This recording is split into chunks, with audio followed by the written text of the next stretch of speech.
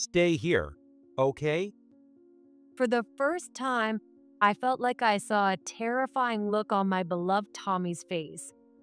When I flinched and let go of his hand, the door above me slammed shut. A dreadful sound echoed. The door was locked. I was trapped in a dark basement, wanting to scream but unable to, because I was holding a baby in my arms. A baby I had given birth to just yesterday, my beloved little one, Madison. Why all of a sudden like this? Tears began to flow.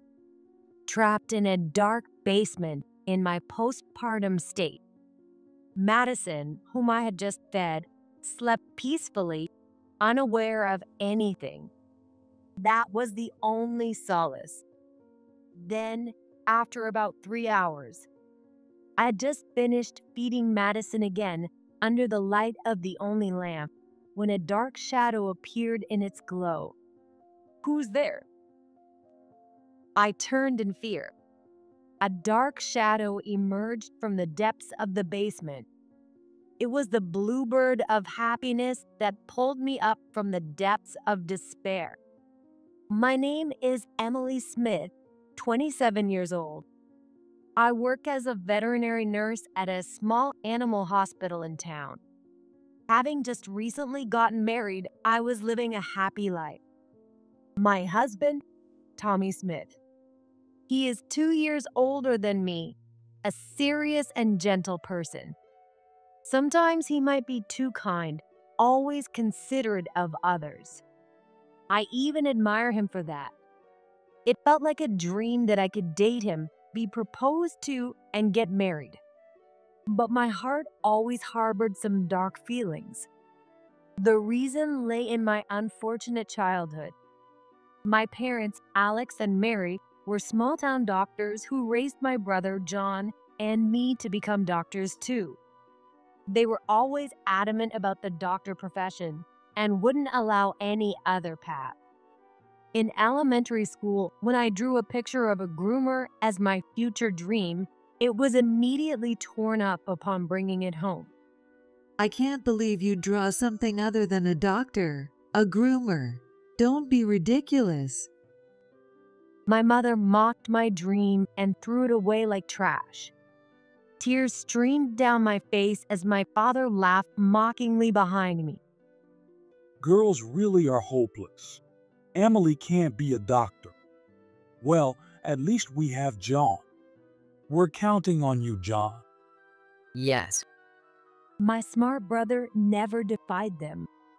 We were raised as the favored brother and the oppressed sister.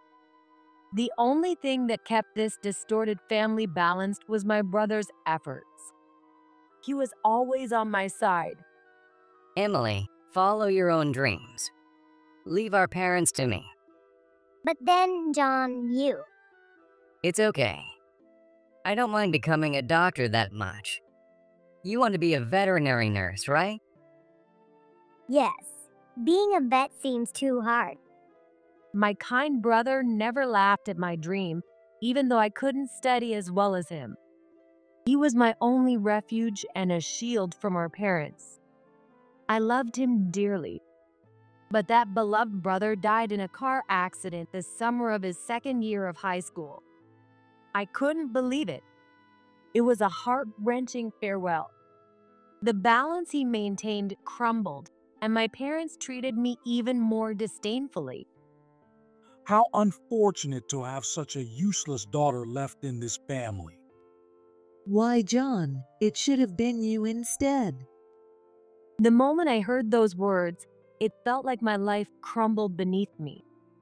No, it had already been a fragile parent-child relationship built on sand.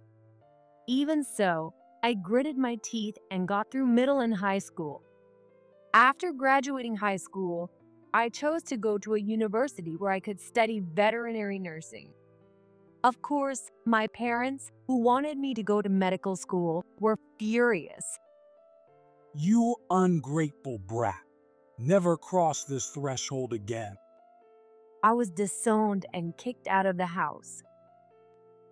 Fortunately, I received a scholarship for my excellent grades, so I didn't have to give up on college. I managed my living expenses with part-time jobs and pursued the path I loved. Busy but fulfilling days. Gradually, a sense of self-affirmation began to grow inside me. My life was surely starting from here. Amidst all this, I met my current husband, Tommy, at a part-time job introduced by my seminar professor. Tommy and I fell in love, dated, and decided to get married. For the first time since being disowned, I decided to contact my parents. I thought I should inform them about my marriage, but it turned out to be a mistake. Marriage?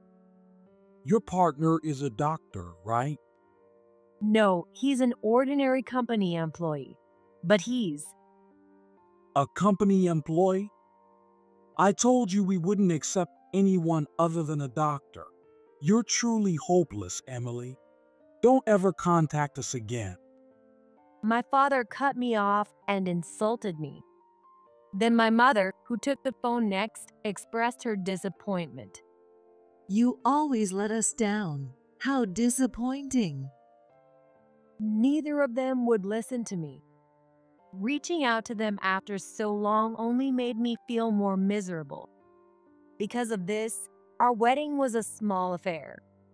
Actually, Tommy's father, George, is the president of a large corporation, and Tommy works at a subsidiary as the next president. Given their status, they probably wanted a grand wedding with many guests. However, they prioritized my situation. We had a small wedding abroad. Welcomed into a warm family, I cried quietly under my veil. For the first time, I learned that tears could also come from happiness. 2 years into our marriage, we lived a peaceful life. Just as we were considering getting a new home, I became pregnant.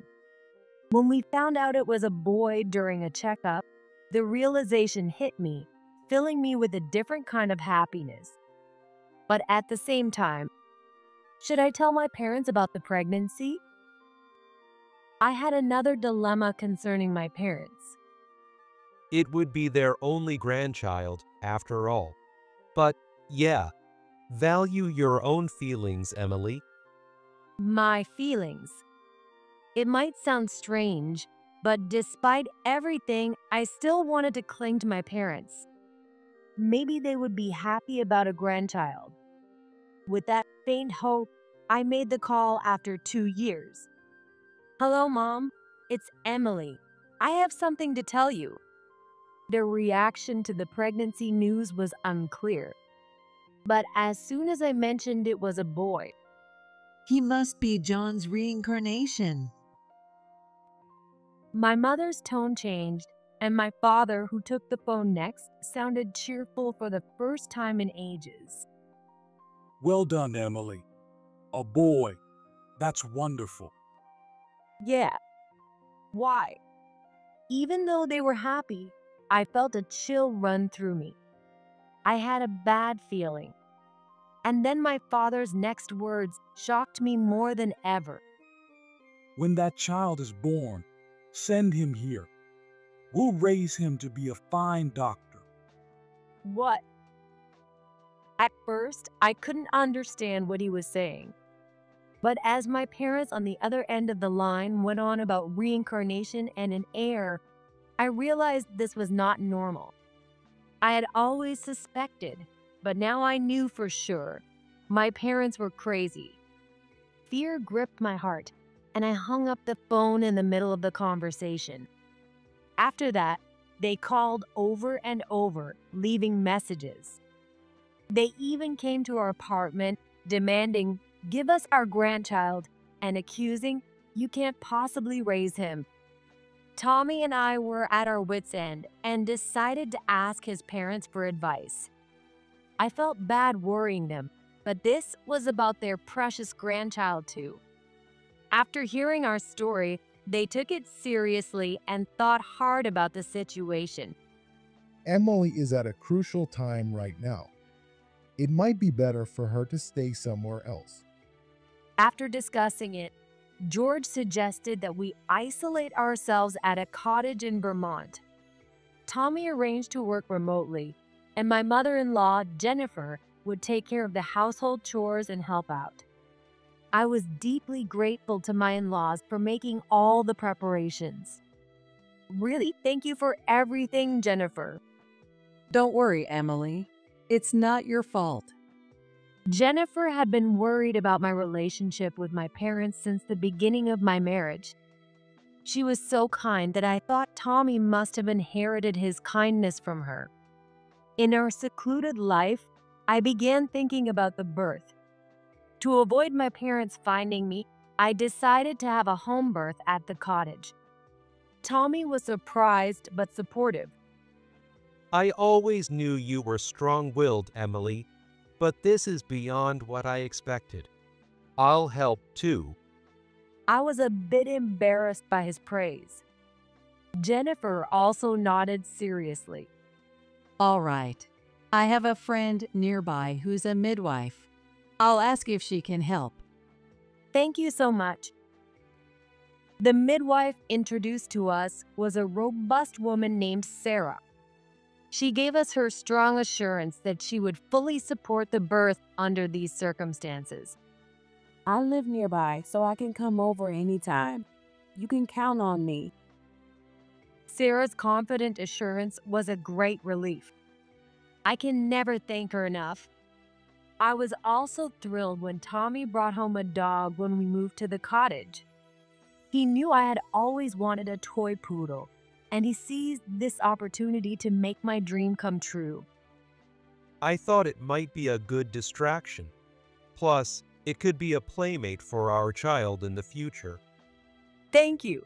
He's so cute. The black toy poodle quickly warmed up to us. I named him Chill, the fairy tale that I read long ago. I loved the magical adventure of searching for happiness, so I named him after a character from that story. It's about a bird that brings happiness. I hoped it would bring happiness to me someday too. At the cottage, I prepared for the birth. To ensure a safe delivery, I maintained a healthy diet and regular exercise. The checkups were smooth, and the baby grew steadily without any major issues. Sarah said the natural environment and stress-free life were beneficial. Plans for hospital coordination in case of an emergency were prepared with Sarah at the center. And then labor began. The pain and suffering were so intense that it felt like I was going to lose consciousness. By dawn, I successfully gave birth to a baby boy. Sarah brought the newborn to my chest and showed me his face. My very cute baby. He's warm and soft. It went smoothly for the first birth. It was an easy delivery. Sarah said with a smile. Tommy, who was present, cried his eyes out, and Jennifer, who was waiting, also shed tears and congratulated me. We named the baby, as we had previously decided, Madison. Everyone, thank you so much. No matter how much I expressed my gratitude, it wouldn't be enough. I felt a happiness I had never known before as I looked at newborn Madison sleeping beside me and fell into a deep sleep. But in the middle of the night, still in a light sleep postpartum, I was awakened by the sound of hurried footsteps approaching. Tommy and Jennifer, who had been in another room, rushed in with worried expressions. Emily, your parents found out where we are. What? How? I don't know, but they'll be here soon. We need to hide you. Tommy and Jennifer helped me, still unable to move well, out of the bed. They took me, holding Madison, to the basement connected from the hallway. This room is soundproof for playing musical instruments. It's dark because there's no bulb right now, but please wait here. Inside, It was about the size of a bedroom. It seemed hastily prepared. There was simple bedding, a lamp, water, and food. Jennifer, who had gone to check outside, came back. It's bad. They're almost here. Sure enough, I could hear the sound of a car stopping outside. My parents had arrived. No, they're going to take my child. Don't worry. We won't let that happen. Tommy hugged me tightly and then led me into the basement. Stay here, okay? Tommy's face was unusually stern. Frightened by his expression, I let go of his hand, and the door was shut and locked. Why all of a sudden like this? I couldn't believe I had to hide in a basement right after giving birth. I was about to cry, but Madison let out a small cry, and I hurried to soothe him. Yes, I had to be strong for him. I calmed my nerves and focused on comforting Madison. About 3 hours passed. I had just finished nursing Madison when I looked at the unopened door above me. A shadow appeared in the light from the lamp. Who is it? Startled, I turned around. A dark figure slowly approached from behind. It was. Wow, it's Chill. Woof. The toy poodle, Chill, wagged its tail and approached me. I was startled by the sudden appearance of my beloved dog. Where did you come from? It had been quiet here for 3 hours. Where had he suddenly come from? Chill, as if to answer the mystery, pointed his nose to show the way he came. There was a small door hidden in the shadows. I hadn't noticed it in the dim light of the lamp. Apparently, there were 2 entrances to this room. I opened it and found another staircase leading up to the backyard. Carrying Madison in my arms and barefoot, I entered the cottage from outside. Just before entering the living room, I heard the irritating voices of my parents shouting. Bring out our grandchild. We'll raise him. That child is John's reincarnation. He was born to be a doctor. Their stance hadn't changed at all. As I soothed the almost crying Madison, I peeked into the living room. Tommy and Jennifer were standing up to them. To think you hired a detective to track us down. Have you ever considered Emily's happiness? Happiness? That girl has no right to happiness after disgracing us. Now hand over our grandchild. You don't understand anything. He's ours, mine and Emily's. He is not a reincarnation, nor was he born to be a doctor. He was born to be loved by us. Tommy's voice was firm and resolute. The normally gentle Tommy was looking at my parents with an unusually stern expression. I never knew he had such a strong side. But he is our grandchild. And he is our grandchild, too. This is our cottage. Please leave. Jennifer was also backing us up. She stood tall and firm, just like Tommy. They must have been dealing with this for a while. I swallowed hard. I had to put an end to this. Because I was a mother now. I took a step forward. Leave. Emily. Tommy and Jennifer were surprised by my sudden appearance. I felt sorry for disrupting their efforts to protect me. But I had to end this. I had to be the one to cut ties with them. You disowned me. I have already cut ties with you. We don't need a useless daughter. Just give us our grandchild. We can raise him better. That's right. Oh, John, you have returned. How lovely. My cold, arrogant father. My mother, who only saw my brother. I slapped away my mother's outstretched hand and said with a trembling voice, "I always wanted your love. I thought you might love me someday, but..." I glared at them. Having this child made me realize I don't need you anymore.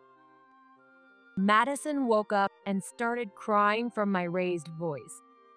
I entrusted the crying Madison to Tommy and Jennifer and confronted my parents with anger I had never shown them before. "Leave. If you don't, I'll call the police." The police? How dare you speak to your parents like that? My father raised his hand. I instinctively closed my eyes, bracing for the impact, but Tommy stepped in front of me and stopped his arm. No matter who you are, Alex, I can't allow that. Damn it. Tommy was a head taller and much broader than my father. The difference in their physiques made my father hesitate. Seizing the moment, I pulled out my phone and displayed the dial screen with 911 showing. "I'm serious. Now leave, or I will call the police." I was trembling slightly, but I stood firm so they wouldn't notice. Finally, my parents seemed to be overwhelmed by our resolve. They turned and started to leave the living room. They were shouting something at the entrance, but I couldn't make out the words. The tension drained out of me, and I collapsed on the spot. Emily, are you okay? "I'm fine." Tommy caught me immediately. Confronting my parents right after giving birth had taken a lot out of me. But for some reason, my heart feels clear and bright. For the first time, I had confronted my parents with my true feelings. A sense of liberation made me smile naturally, and Tommy gently smiled back. Chill also came over and licked my cheek. "I'm so glad you came." "Thank you, Chill." Chill responded with a bark, whether he understood or not. But it was because of him that I left the basement and faced my parents. The rebellion against my parents that I could never manage before. The one who gave me the courage to do it was this little one, my happy bird. Feeling safe, I fell asleep in Tommy's arms. The next day, Sarah, who had come back to check on us, was furious when I explained what had happened. Oh my, I can't believe that happened. From now on, I'll stay overnight with you, Emily. If they come back, I'll chase them away. Thank you, Sarah. Sarah was as reliable as ever. I can't believe they would do that to their own child. Right, Jennifer? Yes, that's right. When Sarah called out to Jennifer, she momentarily looked down. Jennifer had been a bit quiet since last night. I felt guilty, thinking she must have been exhausted from dealing with my parents. Tommy, meanwhile, was busy during the day with Madison's birth certificate and preparing our new home. We also decided to apply for restrictions on access to our family register and resident records to keep our new address hidden from my parents. This might take some time, but Tommy was determined to do everything we could. Surrounded by such strong allies, I resolved to become stronger myself. That night of defiance changed me. I would never let anyone take Madison from me. And then, half a month later, the time for another confrontation finally came. While walking in the yard, my parents suddenly appeared from hiding. They tried to forcefully take Madison from my arms. Give him to us, Emily. We'll raise him. Stop it. Their arrogant reasoning remained unchanged, saying he would become a doctor and he was the reincarnation of my brother. Tommy and Sarah rushed over immediately. Don't you dare touch Emily and Madison. You too. I've already called the police. At the word police, my parents let go. I spoke to them firmly, not with the anger I used to feel, but calmly and clearly. Stop it. This is kidnapping. Kidnapping? We're just taking our grandchild. I'm Madison's mother. If you take him without my permission, it is kidnapping. The tension was palpable. In the past, I would have cowered before my parents, but I was no longer their daughter. I was Madison's mother. For the sake of my new family, I would stand up even to my own parents. I had prepared myself for the day they would inevitably come, and I was no longer afraid. Silence filled the air. Eventually, the police car actually arrived, and my parents fled in a hurry. You actually called the police? Ungrateful child. As they ran away, Jennifer captured the entire scene on camera from a distance. We had planned to gather evidence if they ever showed up again. The video, along with the police witness statements, served as irrefutable evidence, allowing us to smoothly obtain restrictions on access to our family register and resident records. The official at the office even expressed sympathy, saying that must have been tough, implying how awful my parents looked on video. Watching the video, I thought they looked despicable. I wanted to hug my younger self, who had once yearned for their love. A month later, we moved into the new houses Tommy had prepared.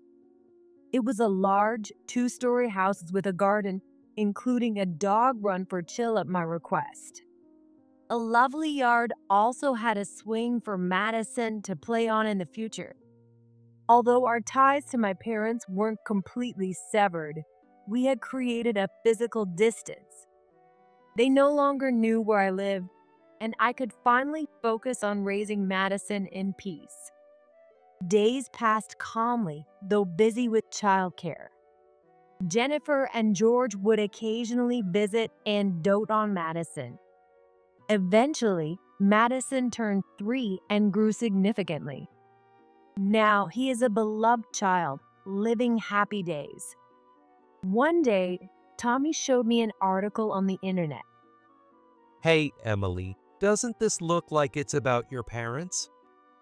What? The news on his phone was about a local doctor in my hometown who had been embroiled in an SNS scandal. The controversy started when someone called out the doctor on social media for being arrogant and uncaring towards patients during consultations. Normally, such complaints might not make the news, but my parents made things worse by arguing on social media. Their back and forth bickering attracted public attention, turning into a major issue. They responded to negative reviews but ignored positive ones, further damaging their reputation. Their arrogance wasn't directed only at me, but also at their patients. They fueled the fire, leading to a loss of trust. As I read on, I found out that they had closed their practice. A local private clinic's reputation is everything. They couldn't sustain it. I have no words. For just a scandal to lead to such a downfall. Perhaps their reputation in the community was never that good, and they didn't have many patients to begin with. That might be why they were so desperate for an heir to revive their practice. My parents, who had been forcing me to become a doctor since I was little. I may never understand what drove them to such behavior, but lately I think it's okay not to try. They wanted to make their children and grandchildren clean up their mess. They really only thought of themselves. Seeing me distressed, Tommy spoke to me with concern. I'm sorry for bringing this up. Maybe I shouldn't have told you. No, it's good to know. Thank you. I won't worry about my parents anymore. However, thinking about them did make me worry about the future. I had a feeling they might do something else, So I decided to talk to Tommy about it. And a few months later, my parents indeed showed up at Tommy and George's company. Although they didn't know our new address, they knew where Tommy worked, as I had told them when we got married. It was my mistake for clinging to them back then, but it seemed they had targeted this place. But they didn't get to see me. We had anticipated they might come, and we had made plans. If they showed up, Madison and I would stay out of sight. They would get one chance to explain themselves. Everything would be handled in the CO's office. Here's what happened, as I heard later. What do you want, Alex Mary? What did you say? You have cut ties with Emily, so you're nothing to me either. He had grown stronger because of this incident. With George watching over him, he confronted my parents as the future CO and demanded to know why they had come. As expected, they were asking for money. Their private practice had closed down, and they had no connections to get hired at another hospital. This was likely due to their personalities. They thought they could open a new practice in another town. They came to Tommy and his company to borrow money for the startup costs. The term shameless seemed to fit them perfectly. $100,000. No, $50,000 will do. We'll pay back the money properly. That's right. Think of it as a favor. We'll give up on Madison, okay? Just then, Jennifer entered the CO's office, having been informed of the situation. She spoke firmly. You too. Enough is enough. We won't lend you a single penny. Have some shame. Jennifer's fierce rebuke stunned my parents. She then revealed her trump card. I have many contacts in the medical field. Some hold significant positions. What? Jennifer mentioned several names of people she knew as friends. Each one was a well-known figure in the medical community, and my parents' faces quickly turned pale. She had already informed them of my parents' misdeeds and character. They had arranged to exert pressure to prevent any new practice from opening. Why do you have that power? If you interfere with my son's family's happiness, we will go to any lengths to stop you. Tommy described Jennifer as looking almost like a vengeful spirit. Jennifer's glare sent my parents packing. They were immediately added to the company's list of suspicious individuals, ensuring they would never be allowed inside again. Jennifer's connections in the medical community were no bluff. Thanks to her information, my parents still haven't been able to reopen their practice. But why is Jennifer so willing to help us? The reason Jennifer was putting everything on the line to protect us. Tommy explained it to me. Jennifer, like me, had also cut ties with her parents. Her past, filled with hardships, was even more harrowing than mine. Until she met and married George, she had given up on her own happiness. I remembered a conversation from 3 years ago between Sarah and Jennifer. I can't believe anyone would do that to their own child. Right, Jennifer? Yes, that's right. Jennifer's tired expression back then. It was the exhaustion from recalling her own past. Now, Jennifer works as an accountant. With many doctors as clients, she was able to handle situations like this. Sarah, who helped during my delivery, is well known in the midwifery community and also offered her support. Mom said that helping you feels like she's saving her past self. So thank you from us too. Jennifer. Protected by so many, Madison and I are here. I decided to thank Jennifer again. Later, Jennifer informed us that my parents had their medical licenses revoked.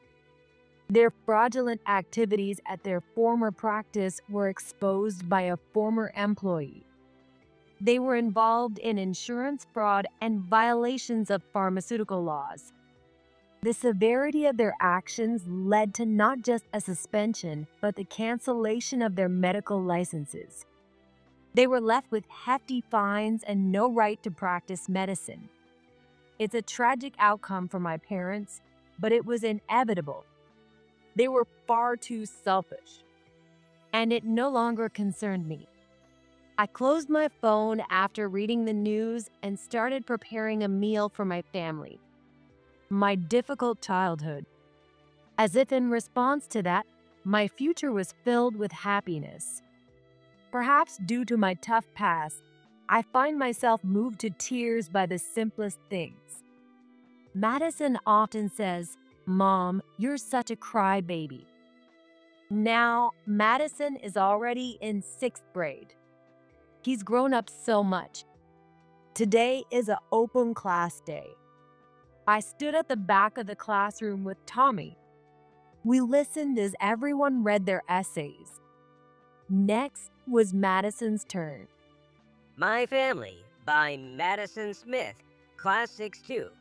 My family is my dad, my mom, and our dog, Chill.